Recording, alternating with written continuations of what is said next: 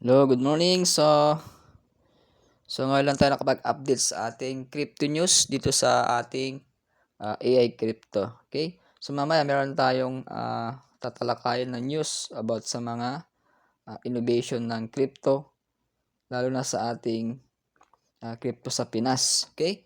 So ito yung ating chart sa ating Bitcoin. So makikita mo yung chart.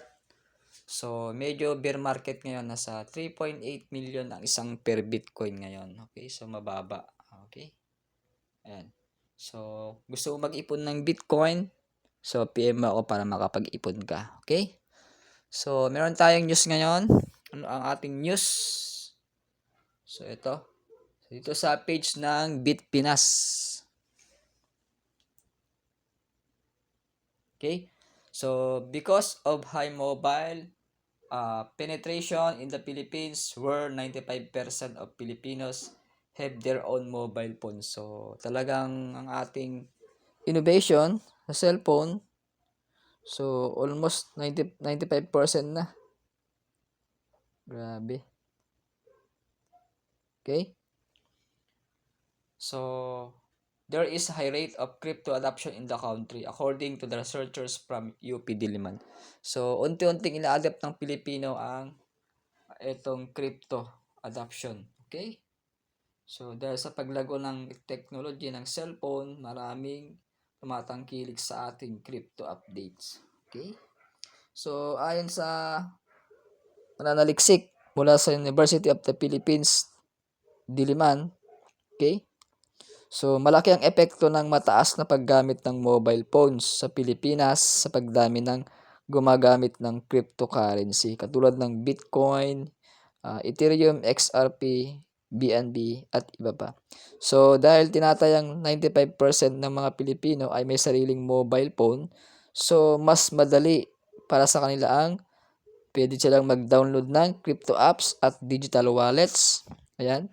Magbukas ng online trading accounts, magpadala at tumanggap ng digital payments. So, napakadali ng gumamit ng apps ngayon. So, matututo ka sa tungkol sa blockchain at crypto sa pamagitan ng social. Okay? Sa social media tulad tong Facebook. Ayan. Okay? So, sa madaling salita, dahil halos lahat ay may cellphone at internet access, so mas mabilis kumalat at tanggapin ang crypto sa bansa. So, ang cellphone ang nagsisilbing pangunahing tool para makapasok ang maraming Pilipino sa mundo ng digital finance. Ayan. Okay?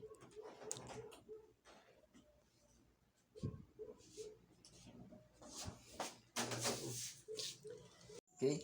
So, ano pa ang advantage sa paggamit ng cellphone okay sa social media ngayon? Okay? So, ito sa financial inclusion para sa mga unbank. So, maraming Pilipino ang walang bank account. Yes, totoo yan. Sa cellphone, ang gamit ng mga Pilipino, 95%. Dahil dito, nagiging alternatibo ang cryptocurrency at digital wallets sa pagpapadala ng pagtanggap at pag-iipon ng pera. So, meron tayong mga cryptocurrency digital assets o digital wallet sa Pilipinas tulad ng CoinsPH, GCash, Paymaya. So, naka-crypto na yan. Yung bago pang, yung GoTime Bank, C-Bank, at marami pang iba. Okay?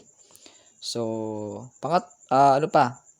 So, gumagamit din tayo ng remittances at digital payments dahil maraming OFW at madalas magpadala ng pera. So, nagiging mas mabilis at mas mura sa ilang kaso ang paggamit ng crypto para sa cross-border transaction.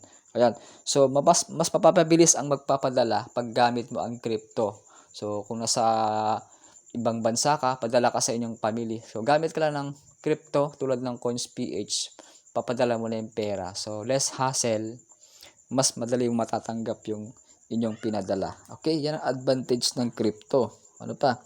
So, malakas ang social media influence. Isa ang Pilipinas sa may pinakamataas na oras ang ginugugol. Okay? Ayan. Sabi nga tayo yung parang capital of the world sa text eh. Okay? Okay? So, malakas ang social media influence.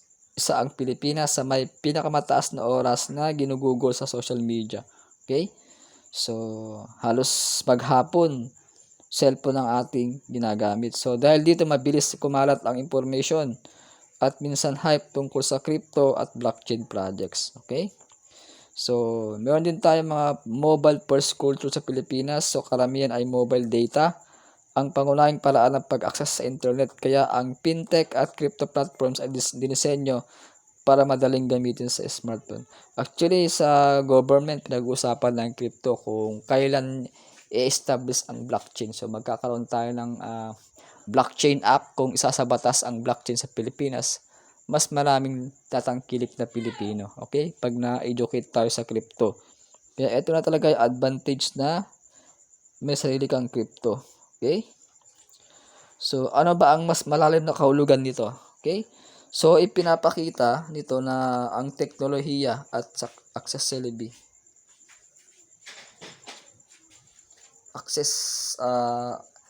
Pinapakita nito ng teknolohiya at accessibility ay malaking salik sa pag-adapt ng bagong financial system. Ayan.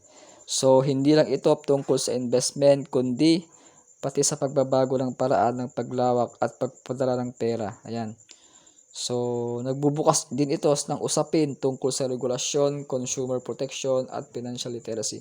So, dahil kasabay ng pagdami ng users ay ang panganib ng mga scams at mga crypto volatility. So, ingat-ingat din sa mga token na binibili nyo. O, kailangan talagang pag-aralan nyo yung crypto.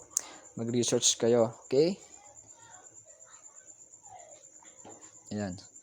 So, kung meron kang katanungan, so, dyan sa comment section, ano yung masasabi mo sa ating pinag-usapan sa crypto? Okay? So, mag-comments ka. At huwag mong kalimutan mag-subscribe sa ating channel. Subscribe Jonathan Bit TV. And i-click mo yung notification bell. And then select mo yung all para updated ka sa mga next video natin. Okay? So, ayan. So, marami pa tayong pag-usapan sa crypto. Okay?